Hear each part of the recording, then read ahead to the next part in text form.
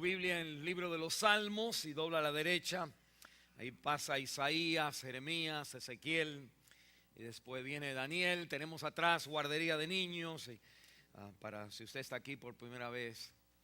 Y hay un televisor atrás también que usted puede estar con sus niños al escuchar la palabra de Dios. Dice así la palabra de Dios en el libro de Daniel, el capítulo 9.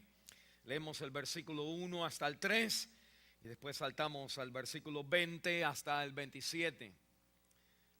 En el año primero de Darío, hijo de Asuero, de la nación de los Medos, que vino a ser rey sobre el reino de los caldeos, en el año primero de su reinado, yo, Daniel, miré atentamente en los libros el número de los años de que habló Jehová al profeta Jeremías, que habían de cumplirse las desolaciones de Jerusalén en 70 años.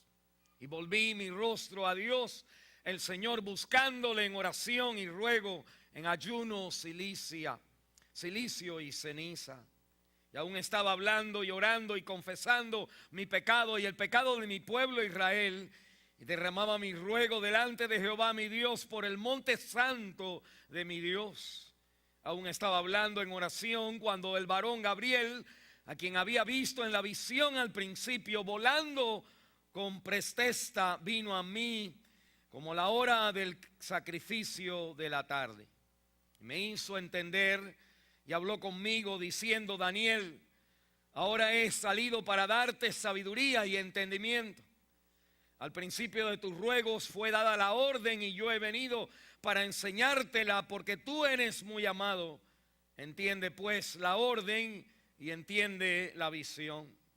70 semanas están determinadas sobre tu pueblo y sobre tu santa ciudad para terminar la prevaricación, para poner fin al pecado y expiar la iniquidad, para traer la justicia perdurable y sellar la visión y la profecía y ungir al santo de los santos.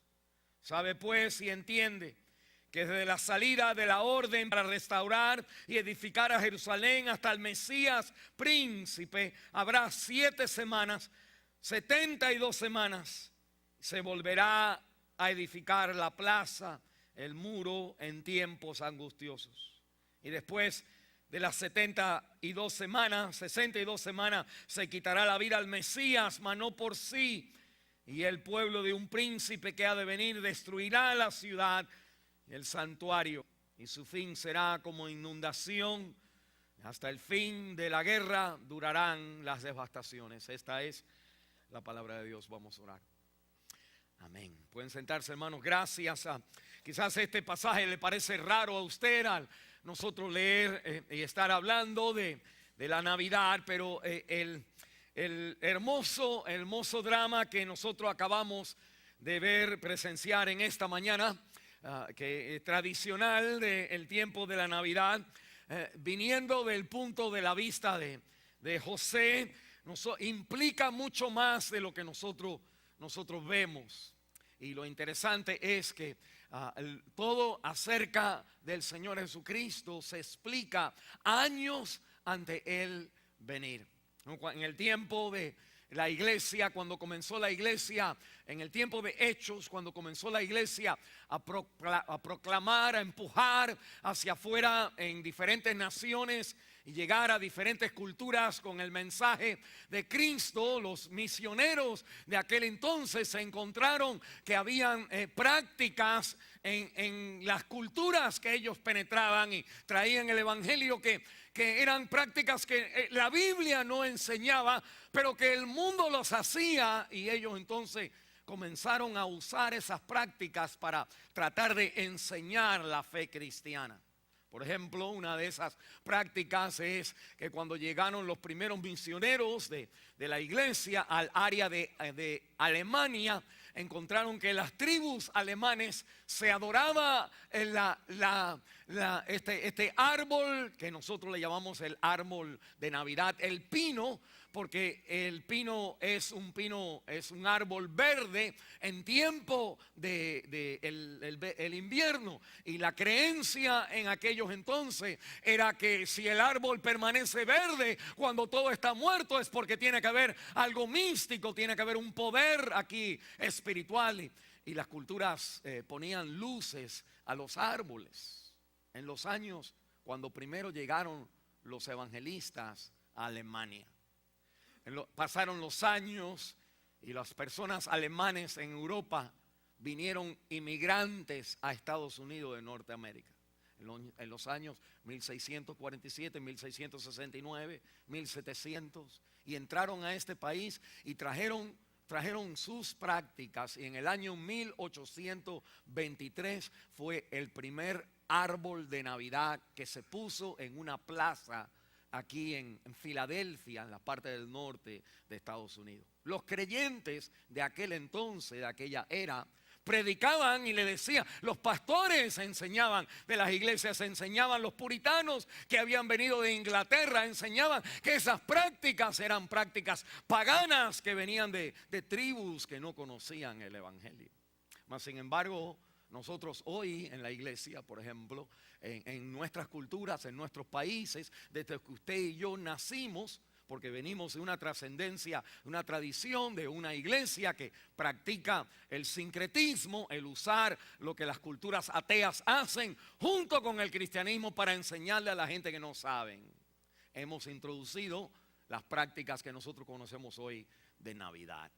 Mire, algo bien interesante, que para nosotros poder despejar de la Navidad original, despejar los ornamentos y las luces y las creencias que nosotros tenemos y ya atribuimos porque nacimos en esa cultura, nosotros necesitamos una cosa más que veían los misioneros cuando entraban a estas culturas, era que, mire, todas las culturas que ellos entraban tenían como una profecía acerca de las cosas que se hacían. Siempre había un brujo, siempre había un cuento, siempre había un anciano, siempre había un libro misterioso que daba la razón por la cual las personas tenían estas prácticas en la vida. Y los creyentes entonces, viendo ahí una oportunidad como nosotros entonces hacemos hoy, ellos entonces dijeron, el cristianismo no solamente lo enseñamos como nosotros lo enseñamos, pero el cristianismo tiene profecías que desde antes de Cristo nacer se decían acerca de él.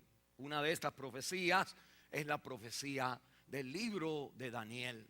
Aunque usted diga, bueno, mire, pastor, es que usted nunca ha escuchado un mensaje de Navidad del libro de Daniel. Eso no existe, y menos de Daniel capítulo 9, donde es uno de los capítulos en la Biblia más difíciles de interpretar para aquellos que son estudiantes de la palabra de Dios.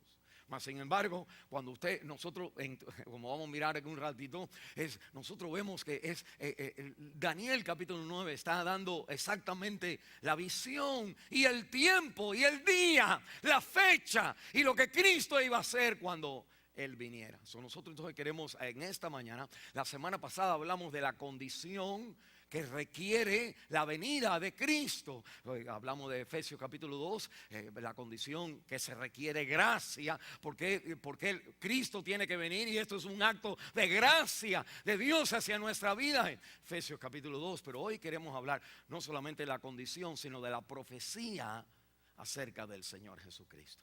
Nosotros estamos acostumbrados a escuchar la profecía de Isaías, por ejemplo, donde un hijo os será nacido y el gobierno será sobre sus hombros y le pondrás por nombre consejero, admirable, Dios fuerte, príncipe de paz, y el gobierno será para siempre con él. Es Isaías capítulo 9, Isaías capítulo 7, pero nadie, todavía yo no he escuchado Daniel capítulo 9. Y yo entonces quisiera con ustedes mirar y estudiar un momentito las profecías de Cristo, la venida de Cristo. Y yo quisiera entonces hablar de la necesidad de la profecía, y quisiera hablar segundo del propósito de la profecía, y tercero de la aplicación de la profecía a su vida hoy. Porque en el libro de Daniel usted va a ver una profecía es por definición algo que se te dice antes de suceder. Y para nosotros, Cristo, nosotros no estamos que Cristo va a suceder. Usted vive que Cristo ya sucedió hace rato. Y así como Daniel tiene que aplicar el futuro a su presente, nosotros tenemos que aprender a aplicar el pasado a nuestro presente. Entonces la Biblia me va a hablar a mí de la profecía del Señor Jesucristo, y me habla de la necesidad. ¿Por qué la profecía? ¿Por qué tiene que venir Cristo? Y la Biblia entonces me explica años antes. La Biblia entonces me describe por qué Él tiene que venir. Mire la necesidad de la profecía. La necesidad entonces, ¿por qué tiene que suceder? El libro de Daniel, como le dijimos, usted conoce a Daniel. Daniel era un muchacho, ahora cuando usted está leyendo Daniel capítulo 9, usted está leyendo entonces ahora un anciano. Pero Daniel a su primera comienzo, lo ve usted en Daniel capítulo 1, era un muchacho joven, había graduado de universidad, uno de los mejores de los nuestros, si fuéramos judíos, uno de los muchachos más que tenía tremendas proyecciones de vida, tenía padres millonarios, ellos eran de la corte, era un muchacho inteligente que estaba en las mejores preparatorias de Jerusalén en aquel entonces. Y cuando vino Babilonia, esta nación que invade a Jerusalén, a Israel, ellos lo primero que hacen es escogen lo mejorcito de lo nuestro y se lo llevan a Babilonia para prepararlos para estos muchachos sean siervos, gente, oficiales de la corte, para que entonces la gente judía se sometan al gobierno, porque el gobierno tiene sus hijos también en el gobierno. Mire un momentito, usted conoce a Daniel. Este es el Daniel que cuando chiquito, cuando joven, cuando acabado de llegar, él le dice a las personas: no me den comida que ustedes están comiendo, denme a mí nada más la legumbre, denme nada más vegetales y háganme una prueba en 10 días. Vamos a ver quién es más fuerte, quién es más saludable, yo y los míos, amiguitos míos, 3 que comemos vegetales nada más, o ustedes que comen todo la comida del rey. Y la Biblia nos dice en el capítulo 1, usted conoce, cuando vinieron y chequearon a los judíos, a los muchachos estos, Daniel, que entonces encontraron, mire un momentito, que Daniel era 10 veces más sabio que todos los sabios put together. Todos los sabios, él era más sabio, 10 veces más que todo el mundo. Ese Daniel es el hombre que lo tiran con los leones y el Darío cree que ya se lo comió el león, y Daniel dice: no, mi Señor estuvo conmigo, el ángel de Jehová quien yo sirvo estuvo conmigo y paró la boca de los leones. Y la Biblia entonces ahora nos enseña que él ahora está ancianito, y él entonces está estudiando la palabra de Dios. Dice el capítulo 9, dice que está sobre el libro de Jeremías. La misma Biblia de Jeremías que usted tiene es la misma que él, es la mismita que él estaba leyendo, y de pronto Dios viene. ¿Y sabe quién viene? Viene el ángel, ¿quién? Gabriel. No, si usted sabe algo de la Biblia, aquí Daniel capítulo 9, versículo 21, dice que Gabriel viene a él volando rápidamente para darle la contesta a su oración. Pero si usted se acuerda algo en la Biblia, Gabriel es el ángel que le habla y le da el anuncio a 2 personas. ¿Cuáles 2 personas? Zacarías y María. Mira un momentito. Los ángeles no mueren, los ángeles no les pasa el tiempo, todos son hermosos, todos son seres iluminares, son tremendos. Y después de 500 años, Daniel escribe, en el año 537 antes de Cristo, y viene después en el tiempo de Cristo, antes de nacer Cristo, 4 años, un año antes de nacer Cristo, perdón, y viene a Zacarías y viene a María. Y Gabriel, el mismo ángel, le trae el mensaje de natividad a María. Mire un momentito. Dios manda the same guy. Dice, ¿quién va a ir? ¿Quién va a ir? Daniel, Gabriel, con Daniel. Pasan los años, pasan en nuestro tiempo, 500 años pasan y el Señor dice, tengo que mandar el mensaje de que Cristo va a nacer. ¿Quién voy a mandar? Alguien dice, mándame a mí. Pero él dice, no, tengo que mandar al mismo que mandé en el libro de Daniel. Porque Daniel y la natividad son the same thing. Es la misma cosa. La natividad, el relato de natividad es nada más el fleshing out. Es nada más la historia real de cómo sucede la profecía de Dios cumpliéndose en Cristo Jesús. Mire un momentito. Uno de los problemas que usted y yo, ahorita vamos a ver la necesidad, uno de los problemas que usted y yo tenemos es que nuestra vida es muy cotidiana. Es muy como tengo un problema y la puerta no se me abre. La vida es normal. Pero Dios obra en la vida normal las profecías que Él tiene acerca de usted. Los propósitos que Dios tiene para tu vida, que todo trabaja para bien según los que son llamados del llamado de Dios y lo aman, dice la Biblia, con su corazón. Que el Señor, todas las cosas trabajan para bien y todas las cosas son que me partí el pie, que vine a Estados Unidos, que perdí el trabajo, que hubo un divorcio, que tuve este problema. Mire, todos los problemas de la vida, Dios fielmente está cumpliendo su palabra. Mire un momentito, cuando la Biblia entonces me dice a mí que Daniel es el que escribe, el que recibe a Gabriel. Gabriel es el que es mandado después a José, mandado a María. Y que la Biblia entonces me está diciendo a mí que en la experiencia de Daniel está entonces la explicación del por qué yo vengo a ustedes. Mire, Daniel entonces preso, estaba en exilio. Exilio es una palabra importante porque exilio quiere decir que yo tengo un país, yo tengo una identidad, yo tengo raíces y de pronto ahora me han sacado de esas raíces, me han quitado de esa cultura, me han quitado de ese ambiente y me han trasladado contra mi voluntad, me han trasladado a otro ambiente, a otro país, a otra identidad. A la Biblia, lo interesante también, todo es interesante, pero mire, lo interesante es que esta no es la única vez que el pueblo de Dios está en exilio.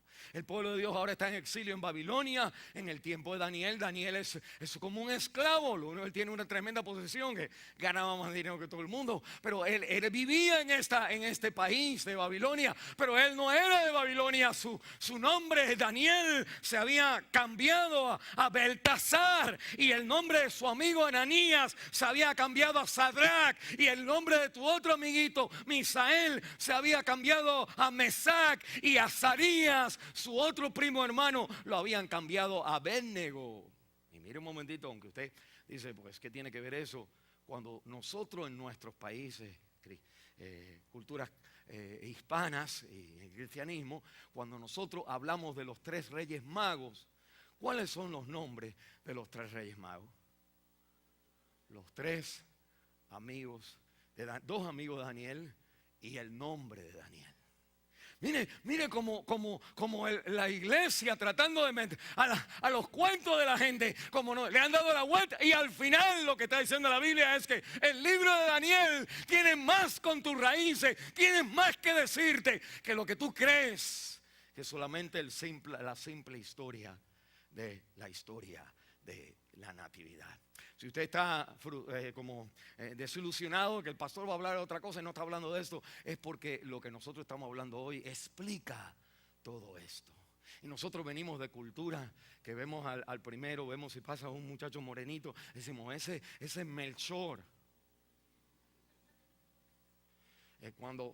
Mire, para que usted vea cómo se meten todas estas cosas. En mi país hay la creencia, o hay una Virgen del Cobre. La Virgen del Cobre es la madre patrona de mi país. Hay algunos que le dicen que como que no ha hecho nada, porque mira cómo estamos nosotros. Pero la patrona de Cuba, nuestra Virgencita, tiene un barco de 3 muchachos, tiene que ser 3, y uno es un morenito. Ese es Melchor. Cuando yo preguntaba, me decían el nombre de uno de los Reyes Magos. Y uno de los Reyes Magos no era ningún Reyes Mago, era el nombre de los amiguitos de Daniel. O la palabra entonces me habla que los nombres del cuento de Natividad, a que nosotros ahí compramos los regalos y ponemos las figuritas, el nombre del cuento, el ángel del cuento, el Cristo del cuento, el Mesías, está revelado 500 años antes del Señor Jesucristo. Y nosotros meternos a adorar y la lucecita y todo lo demás, los regalos, y déjeme decirle, esa es la cultura, pero usted envolverse en eso, usted termina una Navidad y dice, ¿qué es la próxima? ¿Qué es lo próximo que viene después de la Navidad? Porque usted entra en esa Navidad bien contento y sale igual que antes de entrar. La semana antes de Navidad es bien contento uno. La anticipación y comprar y ir. El día de Navidad quizás bien contento, pero después de los próximos días, cuando uno va de shopping y ya compra al poquito rato, ya no vuelve uno a lo mismo. Y la Biblia me está diciendo, no, miren, en la historia, déjeme decirle lo que pasó, pero lo primero que me va a decir la Biblia es que usted necesita conocer esta necesidad. La necesidad es que todo el ser humano vive en un exilio. No solamente Israel en el tiempo de Babilonia, Israel en el tiempo de Egipto, cuando estaba en Egipto, estaba en exilio también. Pero también la Biblia me habla de Génesis capítulo 3, cuando el ser humano, todo ser humano, en Adán y miren bien, en Adán y Eva, nosotros al desobedecer a Dios fuimos echados fuera de nuestro huerto, donde Dios está en el centro de ese lugar. Y la experiencia de todo ser humano, de toda persona casada, de todo joven, de toda persona, en donde quiera que usted esté, es una experiencia de exilio, de estar fuera de tu tierra, de estar fuera de tu ambiente. Y aun cuando estamos en el mundo, aun cuando estamos metidos en el mundo, aun cuando nos gustan las cosas en el mundo, de vez en cuando Dios te recuerda que este mundo no está por ti, en los momentos más importantes. Y nosotros, claro, mire un momentito, le echamos la culpa a Dios. Le decimos, ¿por qué no puedo tener hijos? ¿Por qué no cambian mis hijos? ¿Por qué ¿por qué me sale esto? ¿Por qué me sale lo otro? No es porque Dios nada, es porque la experiencia del ser humano es una experiencia de estar fuera del huerto, estar en exilio. Mire una cosa. En el tiempo de Jesús, cuando Él nace, la parte más bonita de nuestro drama aquí fue cuando José está preocupado y pega en las puertas diciendo, ¿dónde está? Ayúdenme. Y la Biblia me va a decir a mí la razón por la cual no había lugar en el mesón. ¿Por qué no había lugar? Dice la Biblia que estaba llenito, habían unas fiestas, pero ¿por qué no había lugar? Y pudiera haber sido que Dios le hubiera dicho, mira, cancela esta, cancela otro, y él hubiera encontrado de casualidad, porque Dios se mueve de esa manera en nuestras vidas. ¿Por qué Él no se mueve de esa manera en la vida del Hijo de Dios? Porque la experiencia de todo ser humano es una experiencia de cuando más necesito algo, menos el mundo te lo da. Y la Biblia entonces me va a decir que cuando ellos buscan por el mesón entonces tiene que estar cerrado, porque Jesucristo tiene que experimentar lo que es ser homeless, lo que es estar afuera del grupo, lo que es no meterse en este mundo de tal manera donde este mundo te provee para ti, sino experimentas la realidad de que en este mundo no es nuestro home, no es nuestro lugar. Y la Biblia nos recuerda, en todos los problemas que nosotros tenemos en nuestra vida, nosotros sentimos esa depresión, sentimos ese desánimo, sentimos esa ansiedad de que las cosas no trabajan como yo quería. Y la Biblia me está diciendo, ese sentimiento de que no hemos alcanzado, de que no hemos llegado, de que no tenemos todo como yo lo quería tener, de que en el mejor momento tus amigos te dejan, tu gente más cercana te fallan. La Biblia entonces me está diciendo a mí, tú eres una persona en exilio. ¿No? ¿Qué hace una persona cuando está en exilio? Uno ora. Y Daniel capítulo 9 es entonces la profecía acerca de Jesús que vamos a mirar. Es entonces una contesta a la oración de Daniel. Mira un momentito. Cuando uno tiene deseos, cuando uno tiene un deseo de algo, un anhelo de algo, o quisiera algo, cuando uno sueña con algo, pues entonces uno ora a Dios, o reza, o hace cualquier cosa. Pero la idea es que el hombre entonces como que quiero la palanca de un poder más allá de mí para que haga la obra, para que me haga lo que yo necesito. Y la Biblia entonces me está diciendo que Daniel, la profecía de Cristo, va a venir envuelta en la contesta a una oración. Mire por qué.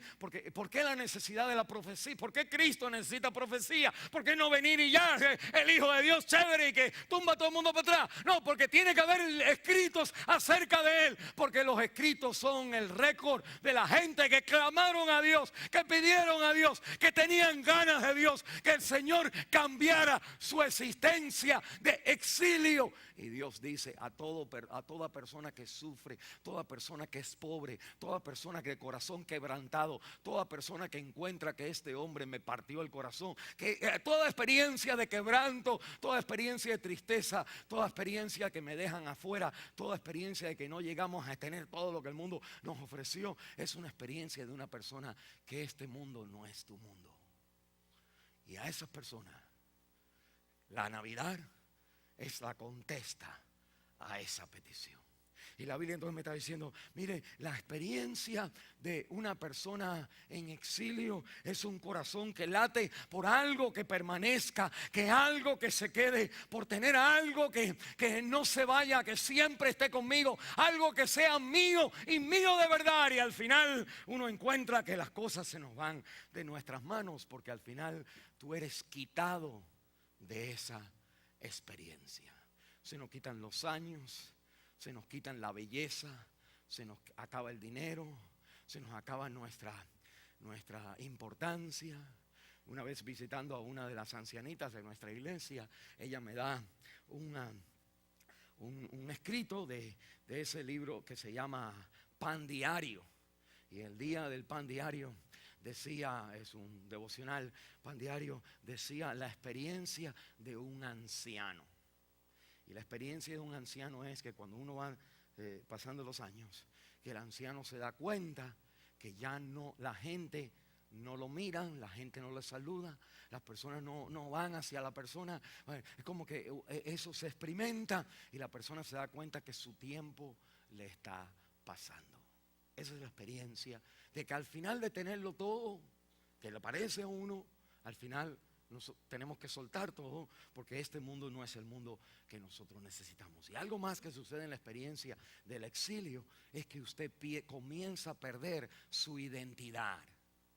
En el caso de Daniel le cambiaron el nombre, a los amigos le cambian el nombre, porque una de las maneras del mundo agarrarnos a nosotros, del mundo moldearte a su manera, de tú olvidarte de lo que uno está pasando. Una de las maneras es que uno entonces pierde la identidad y se cree que lo mejor es una cosa o con lo mejor es otra cosa, y no se da cuenta que el problema de nuestra vida es que no es, en ese lugar nunca vas a estar bien.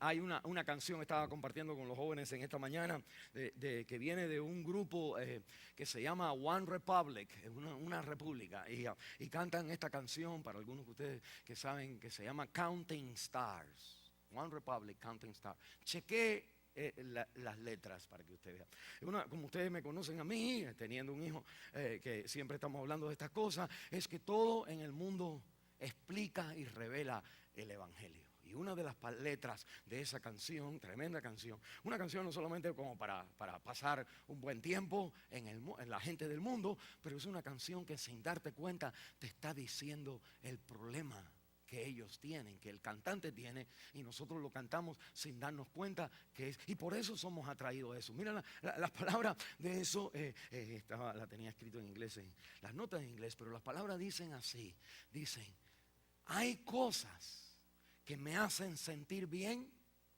cuando sé que son mal.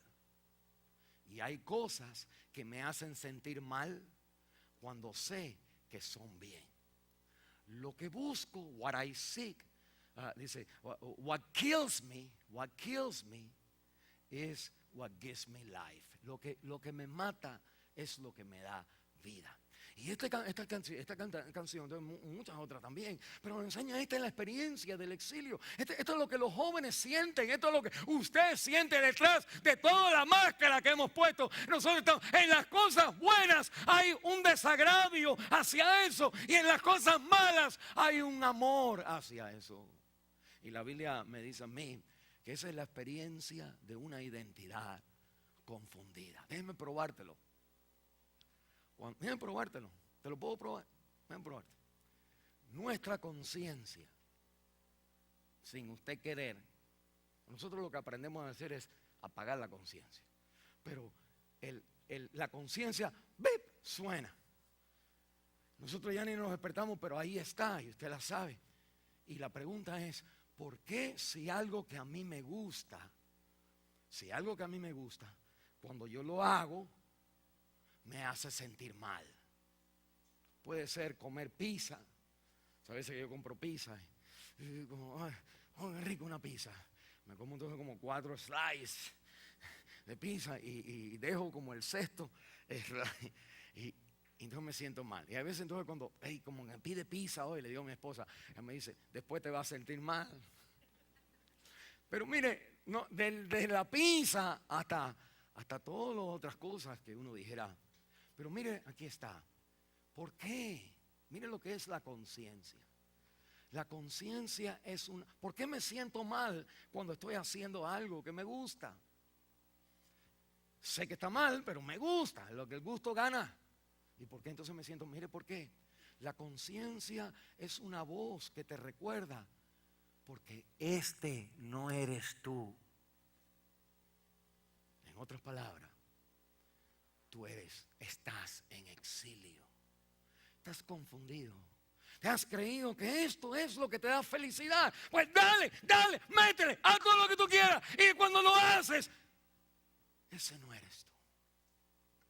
Y la Biblia entonces me enseña, la vida en el exilio es una vida donde estamos como pidiendo, estamos diciendo, ay Señor, me va a dar un castigo, el Señor me va a pegar, me va a castigar. Y nos hacemos religiosos y tratamos de venir a la iglesia. Y aunque no nos gusta, seguimos yendo por psicasualidad. Si dejo de ir, Dios entonces me pueda mandar mal a mi trabajo.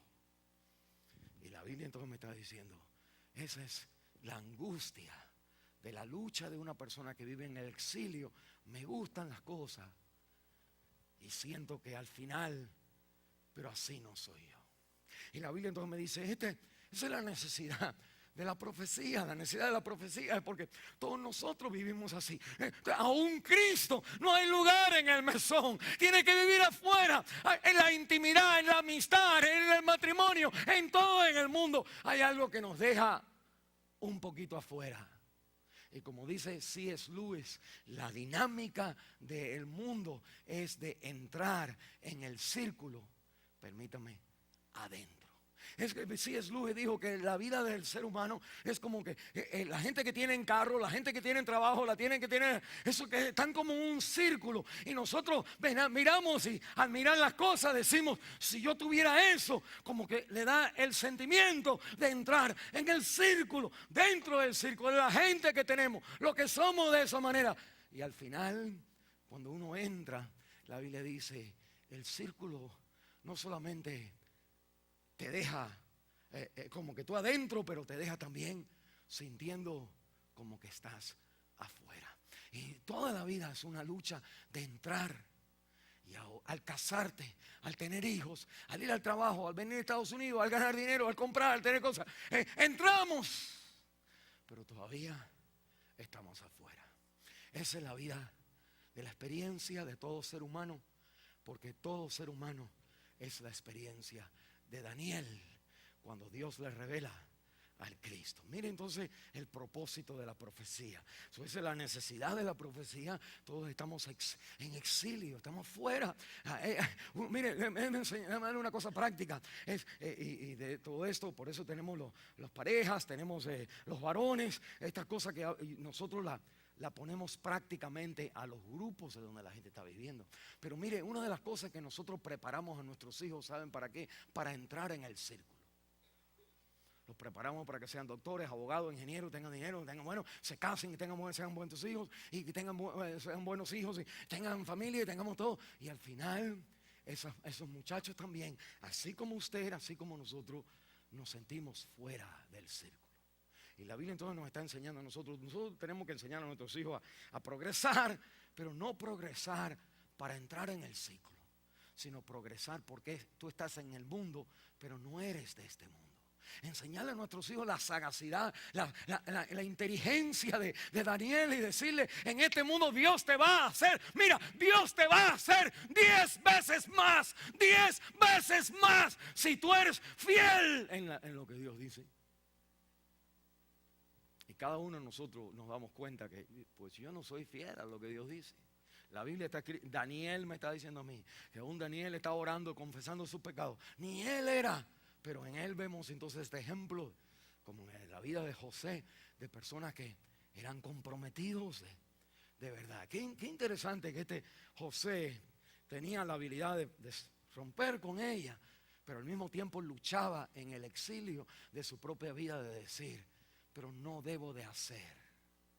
¿Sabes lo que nos pasa a algunos de nosotros? Ni eso luchamos. Si alguien te hace una, pues tú agarras el teléfono y tú le dices a toda la gente que conoce a esta persona: pues esta persona hizo esto, déjame llamar su trabajo, déjame decirle todas estas cosas acerca de esta persona. Y nosotros, la diferencia entre lo que es como Daniel, como José, como debemos de ser, y lo que no somos, nos revela a nosotros la lucha del exilio. Pero mire ahora la profecía que está hablando el Señor. En Daniel capítulo 9, mire conmigo el versículo 24. Hay algo interesante aquí. La Biblia me dice que Dios va a mandar a Cristo. Miren el versículo 25. Ahorita regreso al 24. Miren el versículo 25.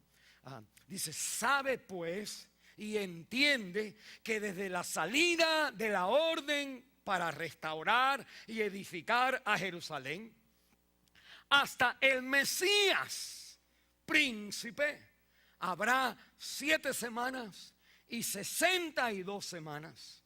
Y se volverá a edificar la plaza con los muros, pero va a haber un tiempo de aflicción. Mira un momentito, ¿no?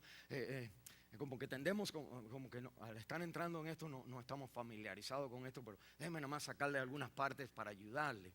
La Biblia me dice a mí que el Señor en el versículo 24, mira el versículo 24, 70 semanas están determinadas. Y nos va a decir, dice, sobre tú y tu pueblo, y nos va a decir sobre ciertas cosas. Pero mira un momentito. Cuando Dios va a hablar acerca de profecía, Él en la Biblia no te va a decir: el lunes a las 3 de la tarde vas a encontrar a ese alto mozo, buen hombre. El horóscopo te va a decir así. La Biblia te va a decir: tienes que empezar a pensar en los ciclos de Dios. Mire. No se me pierda, pero lo voy a ayudar y después regresamos aquí. La Biblia me dice que Dios ha determinado sets, son como, ¿cómo se diría set? Un set de juego de algo, un juego, un paquete de 7.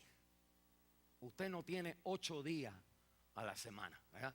Cuando nosotros pudiéramos usar 8 días a la semana. Usted vive 7 días a la semana. Y cámbiale el nombre, póngale martes, miércoles, jueves, póngale Pluto, póngale Saturno, póngale los nombres que usted quiera. 7 nada más. Porque Dios hizo el mundo en 6 días y el séptimo descansar. Y la Biblia entonces dice: usted tiene que trabajar 6 días y el séptimo día descansar. La Biblia entonces enseña que cada 7 era algo importante. El séptimo día uno descansaba. 7 años uno tenía que descansar la tierra, si no la tierra no te producía.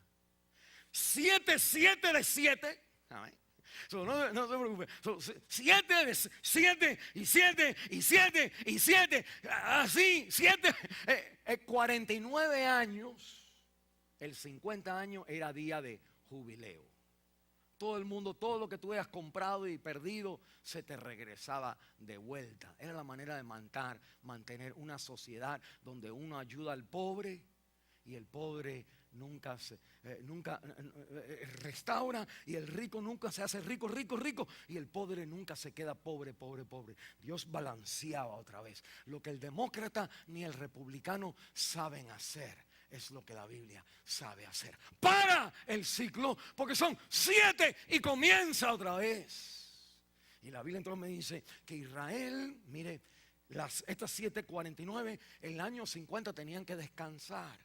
Y no descansaban la tierra en esos 50 años, sino que la seguían labrando. El día séptimo, en vez de descansar el día séptimo, seguían trabajando y rompían, quebraban los 7. El 7 lo quebraban. Es decirle, esto no es judío, esto es un principio en la raza humana. Para usted tener salud y prosperidad, tiene que haber un balance, un ciclo de trabajar y descansar. Trabajar y descansar. Pero si usted está trabajando y las cosas le van bien y se deja de descansar, es ponerte en onda con Dios. Si descansas en Cancún, si descansas en otro, eso no se vale. La Biblia está diciendo 6 días y el 7º día es mío, es día de Jehová para regularte. Si no, las hormonas se te van para otro lugar. Y la Biblia entonces me está diciendo, Israel no hizo eso, hizo como nosotros hacemos. Israel entonces su vida se desreguló, si hay una palabra así. Se desbalanceó, se desequilibró. Y Dios entonces, ¿qué pasa? Dios tiene que sacar a la persona del lugar y ponerlo en hold. ¿Saben lo que es hold? Es como cuando usted está en el teléfono y te ponen hello, ni musiquita te ponen. Dios te saca de tu experiencia y te hace estar, que usted está como perdido. Eso le pasa al hombre cuando está en middle age crisis, en el tiempo del medio. Le pasa a la mujer, creo que, bueno, para qué decir, a cada rato. Dios tiene que sacarnos a nosotros. Él nos saca a la experiencia donde uno está enojado, y no hay nada que le sirva a uno, y el hombre no se quiere irse, quiere dejarse el pelo largo y dejarse la colita aquí atrás, y nos vestimos diferentes y buscamos otra opción porque la vida se nos está acabando, y de pronto Dios te dice, no, lo que tienes que hacer es regularte otra vez. Y la palabra de Dios entonces me dice, mire, nosotros luchamos contra esto, pero para tú entender lo que Dios va a hacer, tienes que juntarte a su tiempo. Y por eso Dios dice, mire, 70 semanas están decretadas. Y la Biblia me dice, 70 semanas son entonces 490 días. En 490, mire, le voy a explicar esto porque sería como mucho detalle. En la Biblia está diciendo, en 490 días yo voy a hacer una cosa que termina ciertas cosas. Mírala conmigo en el capítulo 9, el versículo 24. Dice la Biblia, 70 semanas están determinadas sobre tu pueblo y sobre tu santa ciudad. Aquí viene, primero, para terminar la prevaricación y poner fin al pecado y expiar la iniquidad, para traer la justicia perdurable y sellar la visión y profecía y ungir al santo de los santos. Párate ahí. Mire un momentito. Mire, para ustedes que están yendo a iglesias como para ver qué hay que hacer, déjenme decirles lo que la Biblia te dice, 70, del tiempo de Daniel al tiempo de Cristo hay 490 años. La palabra que sale es la palabra de Ciro en Nehemías capítulo 2, donde manda al pueblo de Israel a regresar y construir otra vez el templo. Y iban a desconstruir el templo en tiempo de aflicción. Había palabra. Desde esa palabra hasta la venida del Mesías, él divide los 70 años en 3 partes: 7 semanas, 62 semanas y 1 semana. 62 y 1 es 63 y 7 es 70. Ahí está. Dice, desde la venida del Señor, Él nos dice, las primeras 7 semanas es donde se va a reedificar el judaísmo otra vez. Después de las 62 semanas, que son entonces ahora casi 490 años, con 7 años menos, dice, viene el Mesías. Y después del Mesías, él dice, hay un rey que viene. Y ese rey trae desolación. Está hablando entonces de Tito, cuando en los años 70, en el tiempo después del Señor Jesús, en los años 70 destruye a Israel. Pero la Biblia, lo que me está diciendo la Biblia me está poniendo desde el año 444 antes de Cristo a 490 años. Está exactamente el año 33, en el año donde Cristo va a la cruz del Calvario. La natividad, el programa de Navidad es nada más un medio, que es el método que el Señor usa para que venga Dios y muera en la cruz del Calvario. No es lo importante, es lo necesario para terminar 3 cosas y que vengan 3 cosas. Miren lo primero, y lo menciono ahí rápido, ya lo leímos, pero el versículo 24, miren otra vez, para terminar la prevaricación. ¿Qué es la prevaricación? La prevaricación es una palabra que habla acerca de la actitud rebelde. Cuando uno prevarica, es como hacer algo en contra o algo así, pero es algo que uno tiene como un celo, uno tiene como una contienda, uno tiene como un resentimiento, uno tiene como una lucha. Y la Biblia dice, cuando venga el Mesías, cuando venga Cristo en la cruz del Calvario, la Biblia entonces me está enseñando que se termina la prevaricación del corazón. Para aquellos a quien Él va a salvar, claro. Se termina esta lucha. O cuando uno entonces está pensando en que en este mundo yo quiero y no quiero y tenemos esa lucha, la Biblia te dice, tienes que regresar, tienes que mirar, tienes que observar, tienes que acordarte que esa lucha se terminó una vez para siempre cuando Cristo dijo en Getsemaní, no se haga mi voluntad sino la tuya. Juégatelo, haz lo que tú quieras. Siempre vas a experimentar que tu voluntad nunca trabaja lo que tienes que trabajar, porque Dios ha terminado la prevaricación del corazón, tratando de salirse con la suya. Y la Biblia me dice, segundo, que se termina. Mira lo que dice ahí, usted no lo pudiera creer. El versículo 24 dice, para terminar la prevaricación y poner fin, ¿a qué?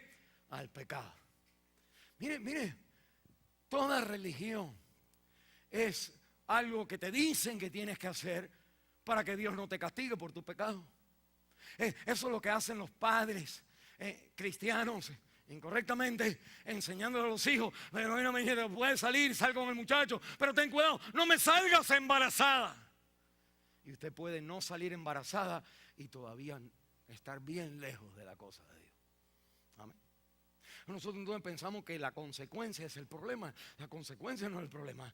La Biblia entonces me está diciendo el pecado es el problema, pero en la cruz, cuando Cristo va a venir, el Mesías, el ungido de Dios, dice la Biblia que pone fin al pecado. ¿Qué es lo que está diciendo? Que de ahora en adelante no hay otra gimmick, no es un proyecto. La vida cristiana no es algo que dije, hago esto y ahora entonces como que me sale esto. Hago esto. No, Dios pone fin al pecado en la cruz del Calvario. Su hombre viejo es crucificado en la cruz del Calvario. Si usted conoce a Cristo, nueva criatura es. Las cosas viejas pasaron, he aquí, todas son hechas nuevas. La palabra de Dios, en Cristo, el pecado muere en Cristo. Y nosotros entonces tenemos, ¿qué es lo que tenemos que hacer? Como ahorita vamos a ver, pero eso tiene que ser algo que yo tengo que ir y aplicarlo en mi vida. No hacerlo en mi vida, sino aplicarlo en mi vida.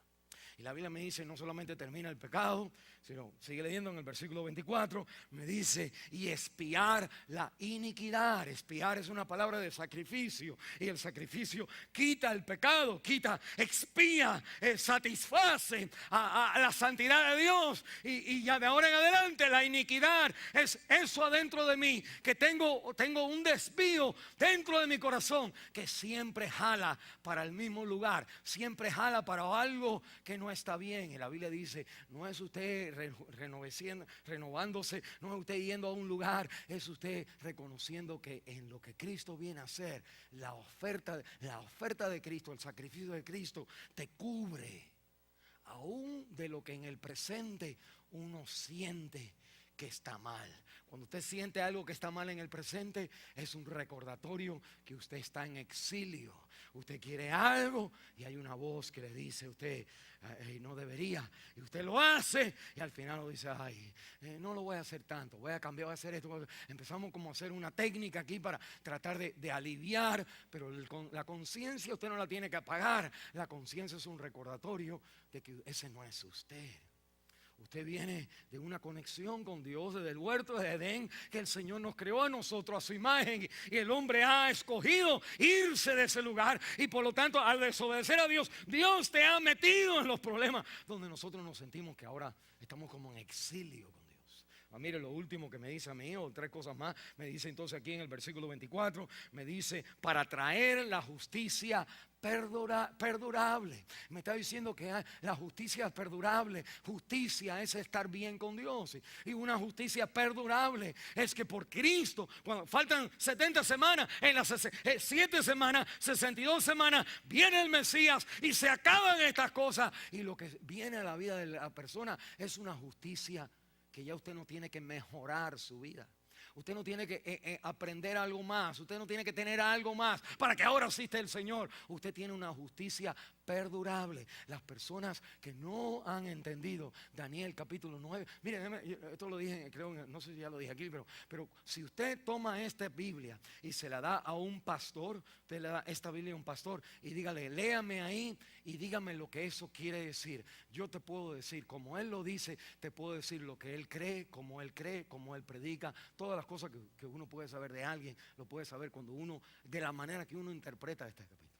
Y la Biblia me está diciendo, miren, este capítulo es central, porque es el capítulo que nos habla a nosotros de Gabriel viniendo a Daniel y diciéndote, te da el tiempo exactamente cuando las cosas que van a pasar y lo que va a ser cuando Cristo viene. Se acaba, dice la Biblia, el que usted tiene que hacer algo para mejorar su vida. Miren un momentito. Algo más, me dice la Biblia, me dice, miren el versículo, usted tiene que leer esto, mire, dice, y sellar la visión y la profecía. Dios sellar quiere decir que ya ahora se terminó. Él sella ahora la visión y profecía, le pone su cuño, y lo que está diciendo es que ya no hay más visión y ya no hay más profecía. Cuando venga el Cristo, cuando viene Cristo, ya no hay más visión y no hay más profecía. Hebreos capítulo 1 dice la palabra de Dios en el versículo 1, dice que Dios, habiendo hablado de muchas maneras, no estamos diciendo que no, y de muchas formas, a través de los profetas, a los padres, en estos postreros días, en la visión de Daniel, en este tiempo, ahora nos habla en Cristo. Si usted quiere más visión y más profecía, es porque usted nunca estudió Daniel capítulo 9. La religión termina con Cristo. Y uno dijera, bueno, entonces ¿qué tengo que hacer? ¿Qué no tengo que hacer? ¿Sabe lo que usted tiene que hacer y no tiene que hacer? Es siempre decir, si esto es lo que Cristo está haciendo a través de mí, y si esto es lo que yo hacer, lo exalto a Él. Eso es todo lo que usted tiene. Mire, tanto es así que 1 Corintios capítulo 6 habla de juntarse a una ramera. No es lo que es una ramera, una mujer de la noche. Es entonces ir a un restaurante o no sé, un club, y cuando la muchacha está bailando, usted le pone el dinerito y al final usted se va con ella. Y la Biblia está diciendo, si tú te acuestas con una persona así, dice, tú eres un espíritu con ella. Y tú, dice, no, es terrible que el Espíritu de Dios, Cristo, se una a una persona así. Lo que está diciendo, la Biblia no está diciendo que tú estás perdiendo la salvación. La Biblia está diciendo, mira la dinámica del creyente en el mundo de la inmoralidad. En el mundo de la inmoralidad, el creyente lo que tiene que acordarse es que si yo estoy en este lugar, Cristo también está en ese lugar. Sus miembros son mi cuerpo y el Señor está haciendo lo mismo a través de mí. Eso sería una blasfemia. Exactamente lo que la Biblia está diciendo. Cuando Cristo viene, se acaba entonces la religión. Se acaba en que el Señor es, con Cristo estoy juntamente crucificado. Ya no vivo yo, mas vive Cristo en mí. Y lo que ahora vivo en la carne, lo vivo por fe en el Hijo de Dios, el cual me amó y se entregó. Aun cuando tú estás acostado con tu boyfriend, aún ahí está Cristo. para el verdadero creyente, la conciencia viene y te hace sentir como, ¿y qué pasó? Y usted entonces una y otra vez más tiene que traer la realidad de Cristo, lo que Él es, a predicárselo a usted mismo, para decir, no debo de estar haciendo esto. No debo de estar haciendo esto. Y más y más, más y más. Esa es la manera de Dios terminar con el pecado en la cruz y aplicar no más religión en tu vida. No dejes de ir a la iglesia. Cuando te religión, entonces me siento atrás, o no voy esta semana, o me porto bien esta semana, entonces ya estoy mejor. O usted, cuando le pasan la cena del Señor, usted dice, no, como que no la puedo tomar. Cuando la cena del Señor es lo que más usted ahora necesita. Porque es el Señor ofreciéndose al pecador. Mi cuerpo es partido por eso. Y mi sangre es derramada por eso. Y cuando uno enfrenta eso, uno se da cuenta, ya no hay manera de darle vuelta a esto. Cristo me ha amado. Y por último me dice la Biblia en el versículo 24, me dice, y ungir al santo de los santos. ¿A cuántos santos usted conoce, hermano? San Judas Tadeo, San Martín, Santa Marta, no hablemos de ella. ¿Quién más? San José, San Alberto. Hay un santo. Mire, la iglesia entonces al entrar al lugar, a culturas, empieza a encontrar santos, porque a todo el mundo había un santo por ahí. Entonces como que ellos le dijeron a una persona que hacía milagros, y dijeron, nosotros tenemos también. Y lo que poco a poco fue haciendo es en un sincretismo, es absorbiendo costumbres ateas que al final, cuando usted cree, no tiene el poder de una vida cambiada. Mire un momentito la Biblia, entonces me dice, el santo de los santos. Vamos a darle otra frase. Rey de reyes, Señor de señores. ¿Cuántos señores hay? ¿Cuántos reyes hay? Pero Cristo es el Rey de los reyes, el Señor de los señores, el Santo de los santos, el sacerdote sumo de todos los sacerdotes. Cristo es entonces lo que Dios usa. Él es la persona que Dios entonces es a través de Él que Él hace la obra en nuestro corazón. Ahora mire, cuando decimos eso, ok, la Biblia me va a decir a mí, mire, con un solo golpe, la Biblia Daniel 9:24, con un solo brochazo, Dios está diciendo, yo termino con todo lo que el hombre hace para tratar de palanquear y mejorarse delante de Dios, porque lo hago cuando Cristo viene a este mundo. Ahora la pregunta sería, ok, pastora, ¿cómo lo aplico en mi vida? ¿Cómo lo aplico en mi vida?